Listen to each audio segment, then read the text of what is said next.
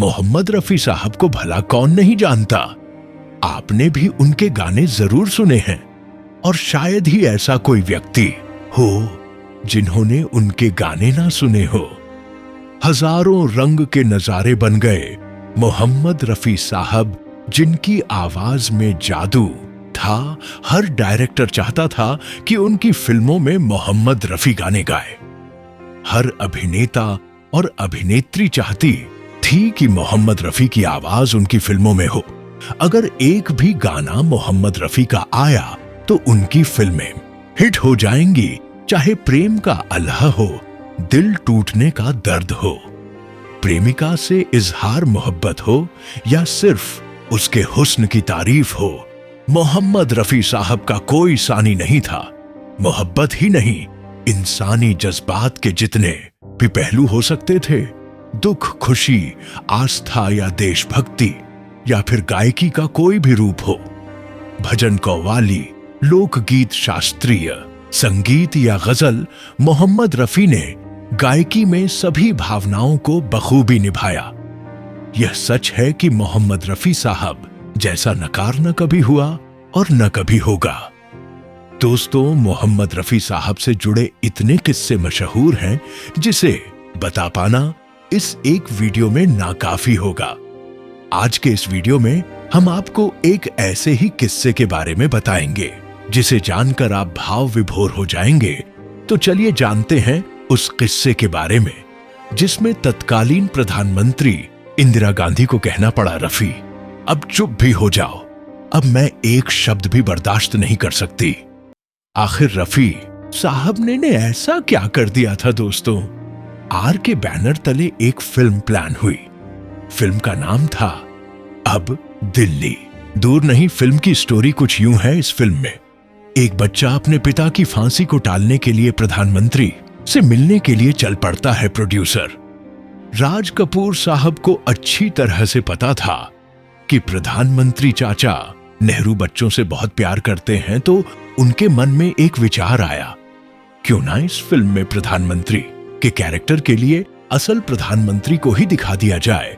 उन्होंने प्रधानमंत्री से मुलाकात की और आग्रह किया कि इस फिल्म में वह कुछ मिनट के लिए ही सही, बच्चों के खातिर ही सही, छोटे से रोल को करने के लिए हां कह दें। तत्कालीन प्रधानमंत्री ने उस फिल्म में प्रधानमंत्री का रोल करने के लिए मान भी गए थे, पर कुछ ही दिनों के बाद प्रधानमंत्री कार्यालय से राज कपूर साहब के पास एक पत्र के जरिए खबर आई। उसमें लिखा हुआ था कि किसी देश के प्रधानमंत्री को किसी फिल्म में काम करते देखना पूरी दुनिया में गलत मैसेज जाएगा। लोग कहेंगे कि अपने चुनावी प्रचार के खातिर एक प्रधानमंत्री ने फिल्म में काम किया। इधर एक तरह से राज कपूर साहब का सपना अधूरा रह गया। मगर असल कहानी की शुरुआत तो अब यहीं से शुरू होती है। 27 मई 1964 को पंडित जवाहरलाल नेहरू का देहांत हो जाता है।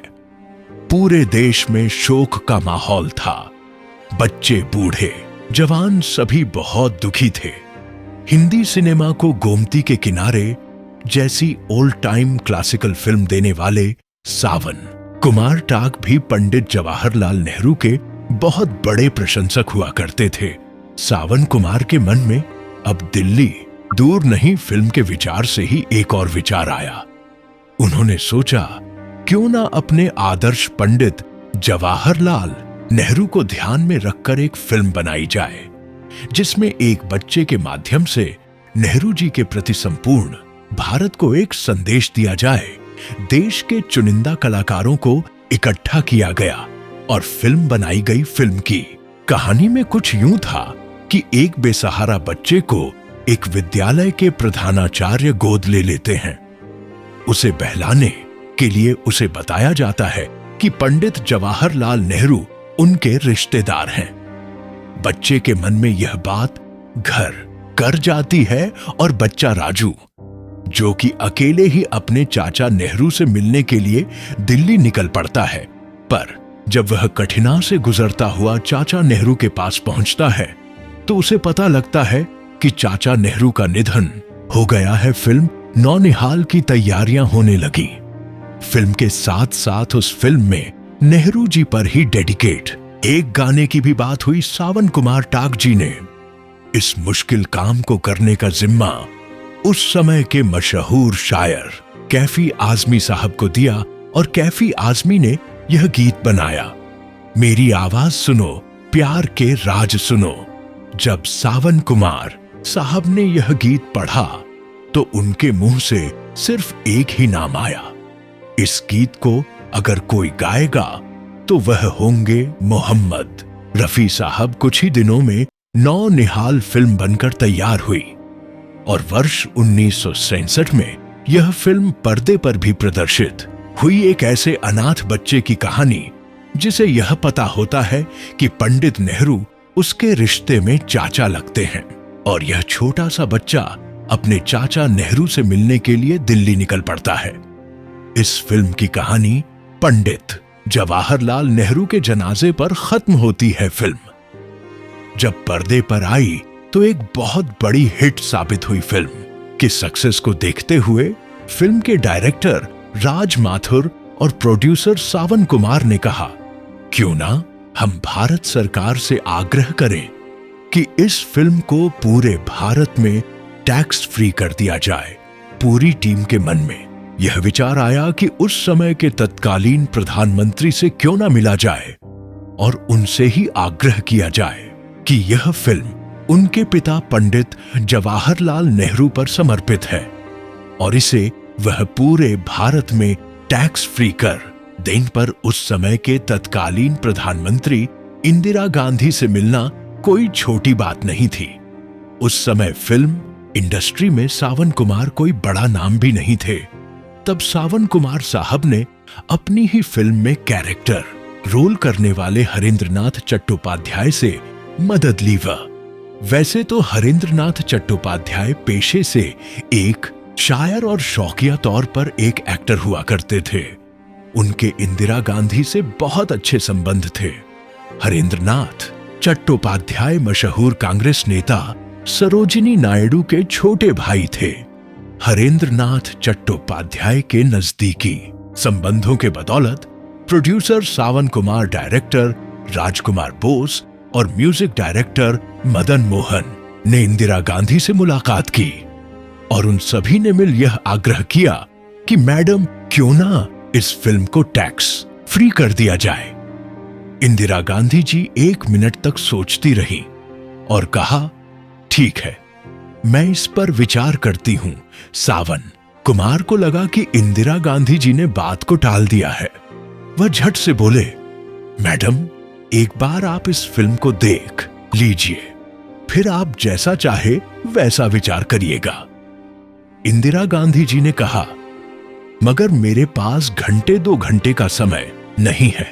तभी पास बैठे म्यूजिक डायरेक्टर मदन मोहन ने कहा कि मैडम आप सही कह रही हैं, आपका समय बहुत कीमती है, पर आप सिर्फ 5 मिनट का समय तो दे सकती हैं। सिर्फ आप इस फिल्म के एक गाने को ही सुन लीजिए, जो गाना पंडित नेहरू जी को ही समर्पित है।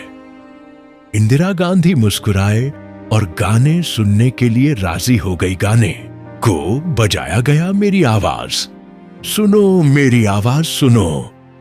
रफी साहब ने इस गाने को अपनी कोमल आवाज में इतने दर्द भरे अंदाज में गाया कि इंदिरा गांधी जी इस गाने को सुनने में मंत्रमुग्ध हो गई। उनकी आंखें अपने आप सुनते सुनते बंद हो गई।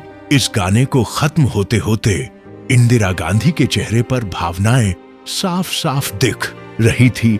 उन्होंने अपने चेहरे पर सभी के सामने हाथ रखते हुए कहा कि रफी साहब अब चुप हो जाइए, मैं अब बर्दाश्त नहीं कर पाऊंगी।